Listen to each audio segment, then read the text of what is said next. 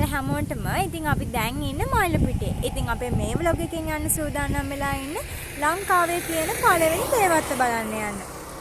ඒ තමයි ලූල්කන්දුර T state එක. එහෙනම් අපි වැඩි විස්තර එතෙන් ගිහින් කතා කරමු. එහෙනම් අපි ඉතින් යමු.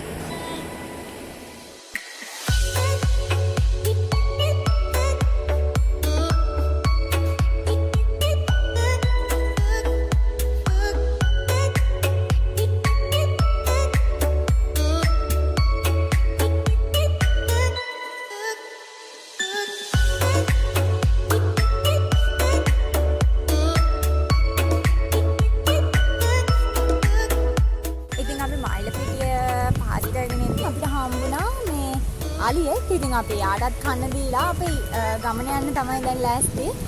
හරි එහෙනම් අපි ආයෙත් අපි ගමන ගිහිල්ලා එතනදී හම්බෙමු.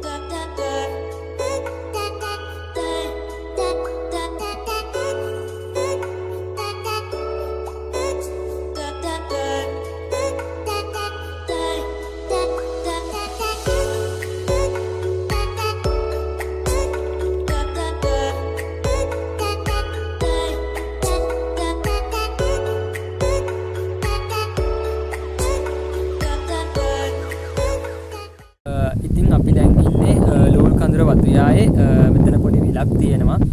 එතන තමයි අපි දැන් ඉන්නේ. ඉතින් අපි මෙතන ඇතුළට එද්දී ටිකට් එකක් ගන්න ඕනේ. ටිකට් එක සාමාන්‍යයෙන් කෙනෙකුට රුපියල් 200ක් වුණා.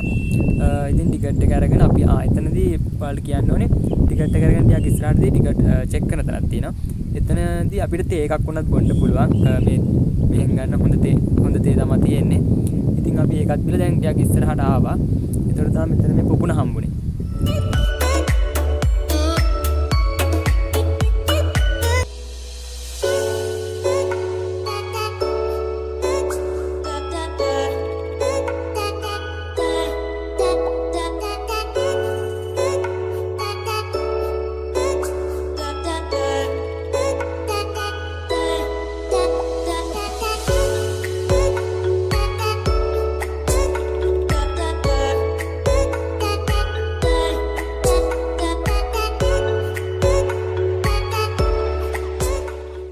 ඔයාලා අපි මෙච්චර කාලයක් බොන මේ තේ එක ලංකාවට ආවේ කොහොමද කියලා දැනගෙන හිටියද? ඉතින් ඒ තේ වගාව ආගම්මකගේ මේ විස්තරය ගැන කිව්වොත් එහෙම ශ්‍රී ලංකාවට ප්‍රථම වතාවට තේ වගාව හඳුන්වලා දෙන්න ප්‍රෝග්‍රෑම් වුණේ ස්කොට්ලන්ත ජාතික ජේම්ස් ටේලර් මහතා. ඉතින් මොහු උපත ලැබුවේ 1835 මාර්තු 29 වෙනි දින. මොහු ඉපදුනේ ස්කොට්ලන්තයේ කුඩා ගම්මානයේ. ඉතින් මොහුගේ පියා අශ්වාරෝහකෙක් විදිහට තමයි වැඩ කරලා තියෙන්නේ. ඉතින් මොහුට අවුරුදු 17ක් වෙනකොට ඒ කියන්නේ වර්ෂ 1852 පෙම්බරවාරි 20 වෙනකොට මොහු සිඩ්නි නම් ලංකාවෙන් ශ්‍රී ලංකාවට පැමිණියා. ඊට පස්සේ මොහු ප්‍රයිඩ් නැමැති මහත්මයෙක් යටතේ කෝපි වත්තකට තමයි ඇවිත් තියෙන්නේ මුලින්. මෙහි තිබිලා තියෙන එතකොට කෝපි වගාව. ඉතින් ඔහු යටතේ තමයි වැඩ කරලා තියෙන්නේ. ඊට පස්සේ බිලයිට් නැමැති රෝගී තත්ත්වයක් හේතුවෙන් කෝපි වගාව විනාශ වෙලා තියෙනවා. ඊට පස්සේ ඒ විනාශ වුණු කෝපි වගාවට විකල්පයක් විදිහට තමයි 1867 වර්ෂයේදී තේ වගාව ලංකාවට හඳුන්වලා දුන්නේ.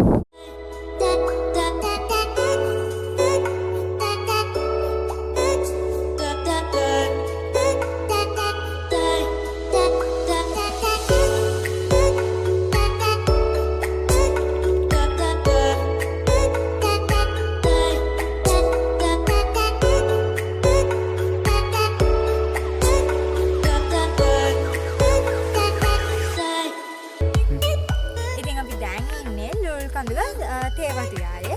ඉතින් අපි ජේම්ස් ටේලර්ගේ ෂීට් එකට ගිහින් බලමු කොහොමද කියලා.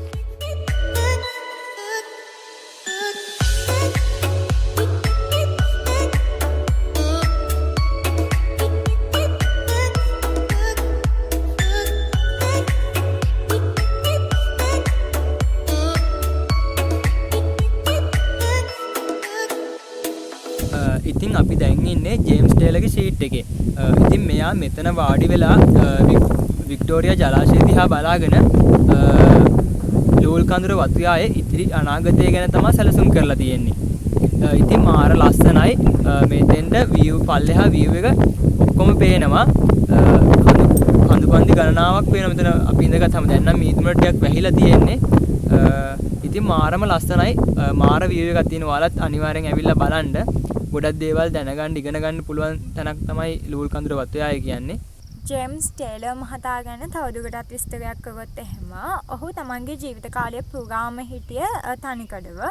එතකොට එයාගේ අවුරුදු 40ක පමණ කාලයක් මේ ලූල්කඳුර වතුයායේ තමයි ජීවත් වුණේ. ඉතින් 1867 දී මේ තේ වගාව ආරම්භ කරනකොට අක්කර 19ක් වපසරියක තිබුණත් දැනට පවතින අක්කර 5ක පමණ තේ වගාවක් විතරයි. එතකොට තවදුරටත් කිව්වොත් එහෙම මොහුගේ තම ජීවිත කාලේ සේවය ගැන කිව්වොත් එහෙම තම ජීවිත කාලේ එක නිමාඩුවක් පමණයි මේ ලූල්කඳුර වතුයායේ ගත කරලා තියෙන්නේ. නිමාඩු එක දවසයි. අනිත් සියලුම දවස්වල මොහු වැඩ කරලා තියෙනවා. ඒකත් අරන් තියෙන්නේ ඔහුගේ මවුරට යන්න තමයි ඔහු ඒ නිමාඩු අරගෙන තියෙන්නේ. මොහු තේ පර්යේෂණ පිළිබඳව මොහුගේ කැබින් කාමරයේ විවිධ පර්යේෂණ සිදු කරා. ඒ අතර මොහු ජලය මගින් ක්‍රියා කරන තේ රෝලක් නිපදවලා තියෙනවා. මේක දැනටත් තේ නිෂ්පාදනය ප්‍රගමනය සඳහා මේ භාවිතා කරනවා. ඉතින් ඒ තමයි ජේම්ස් ටේලර් මහතාගේ සේවය සහ කැපවීම සහ ඔහු තමන්ගේ ජීවිත කාලය ලූල්කඳුර වතුයාය වෙනුවෙන් ගත කළේ කොහොමද කියන එක.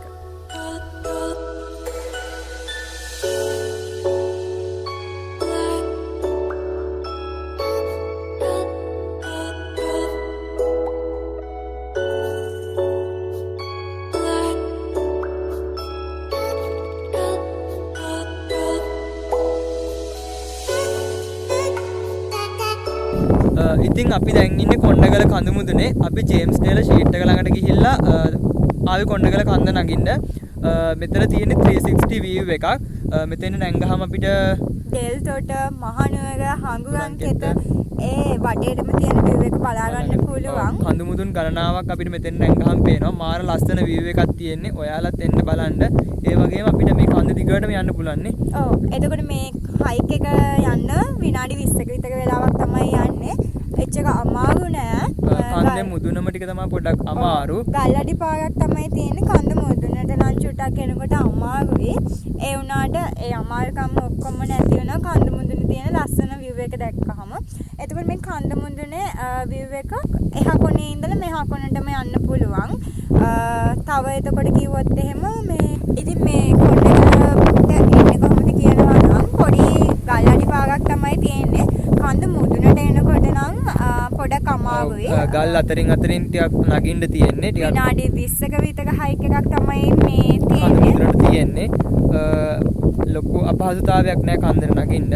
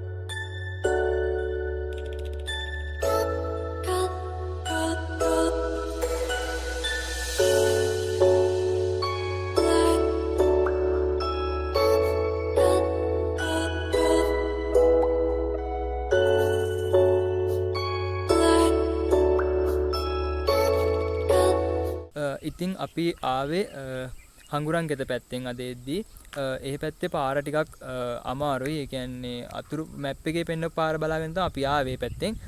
ඉතින් එද්දී පාර ගොඩක් කැඩිච්ච පාරක් තමයි හම්බුනේ. ඉතින් ඒ පැත්තෙන් පාර ටිකක් අමාරු හින්දා දැන් අපි හිතුවේ දෙල්තොට පැත්තෙන් ගිහිල්ලා යන්න. ඒ පැත්තෙන් පාර හොඳයි කියලා කිව්වා. ඉතින් ඔයාලා අපේ පාරන vlogs බලන්න පුළුවන්. අපි දැන් මේ විදිහ vlogs 6ක් කරලා තියෙනවා. ඉතින් ඒවත් බලන්න. ඉතින් මාරම ලස්සන තැනක්. ඔයාලත් ඇවිල්ලා බලන්න මෙහෙ. අද දවසත් ලස්සන ගත වුණා. ඉතින් මේ වගේ ලස්සන වීඩියෝ එකකින් අපි ආයෙත් හම්බෙමු. ඒ ගමම මතක් වෙනවා ඔයාලා අපිව තාමත් subscribe කරලා නැත්නම් subscribe කරන්න.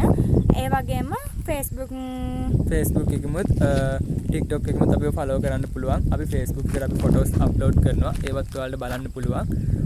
එහෙනම් අද අපි මේ vlog එක මෙතනින් ඉවර කරනවා. එහෙනම් අපි අදට ගිහින් එන්න. අපිට සුබ දවසක්.